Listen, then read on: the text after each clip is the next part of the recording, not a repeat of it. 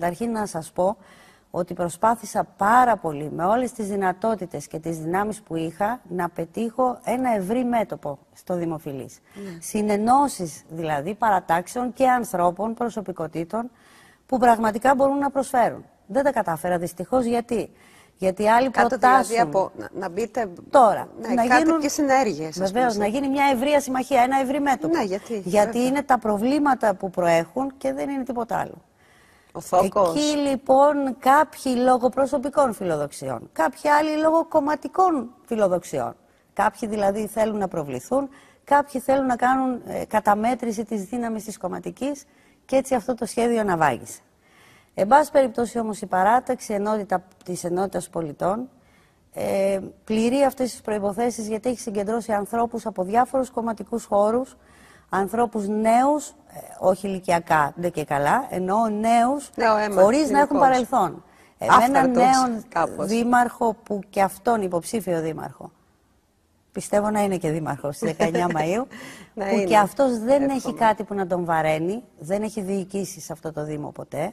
Και μέσα από εκεί πιστεύω ότι όλοι έχουμε τη διάθεση και την όρεξη και το όραμα για το καλύτερο στην περιοχή μας. Δεν έχει διοικήσει, αλλά είναι αντιπολίτευση, που αυτό σημαίνει ότι έχει μπει, είστε μαζί του νωρίτερα. Δηλαδή τώρα στην αντιπολιτευτική.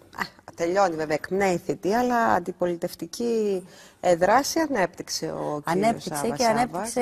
Ήσασταν μαζί του, δηλαδή, σε αυτή την κίνηση τον τελευταίο καιρό. Κοιτάξτε, εγώ είχα κατέβει με τον κύριο Σάββα την προηγούμενη φορά, για πρώτη φορά. Πριν είχαμε μια ανεξάρτητη δύναμη με συνεργασίες πάλι που συμμετείχαμε στις εκλογές. Είχαμε βγει τρίτη, ήμουνα στο Δημοτικό Συμβούλιο. Θεωρώ ότι ανέπτυξε, μάλλον είναι η μόνη παράταξη που έκανε αντιπολίτευση στο Δήμο Φιλής τα 3,5 χρόνια που μας πέρασε. Κατάφερε κάτι. Κοιτάξτε, ό,τι μπορεί να καταφέρει μια αντιπολίτευση.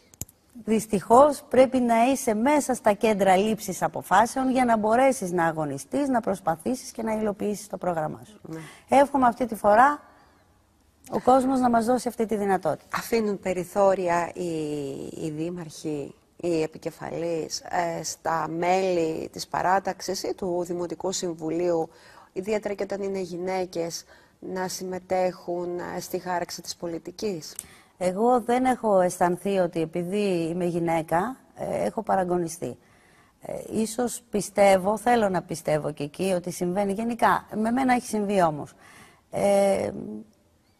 Βεβαίως μπορώ και παρεμβαίνω επειδή το θέλω, επειδή δουλεύω, έτσι, επειδή έχω να παρουσιάσω κάτι και επειδή μια πρόταση θεωρώ ότι είναι αποτέλεσμα μιας σκέψης και μιας εμπειρίας και πρακτικής. Ναι.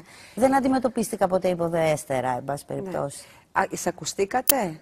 Μπορώ να πω πως ναι. Ποια ήταν τα θέματα? Τώρα θα μιλήσουμε για τα τωρινά, τα οποία μπορεί να είναι και συνέχεια προηγουμένων, μπορεί να είναι και νέα. Αυτά που εσάς προσωπικά ως άτομο πολιτικό σας απασχολούν κυρίως στην περιοχή και γενικότερα. Κοιτάξτε. Γιατί ας πούμε το θέμα της φτώχειας προέκυψε τώρα. Τα θέματα, τα προβλήματα, τα μεγάλα της περιοχής από παλιά, όχι μόνο τώρα, είναι δύο. Είναι οι χωματεροί και οι τσιγκάνοι, οι Αθήγανοι. Τώρα έχει προσθεθεί και ένα άλλο. Είναι αυτό το πρόβλημα που βιώνουμε όλοι και στην Ελλάδα με την οικονομική κρίση και τη φτώχεια και την ανεργία. Οικογένειες που έχουν φτάσει στα πρόθυρα της κατάρρευσης. Και εκεί στο Δήμο Φιλής είναι έντονο γιατί πληθυσμιακά η μεγάλη πλειοψηφία των δημοτών και των ανθρώπων που κατοικούν, και αν δεν είναι δημότες όλοι στο Δήμο Φιλής, κάτοικοι είναι και αυτοί έχουν δικαιώματα. Ναι, και τα οικονομικά εισοδήματά τους είναι μεσαία και κάτω. Χαμηλά. Είναι αυτές οι τάξεις που πλήγησαν περισσότερο από την κρίση και τα μνημόνια. Έτσι.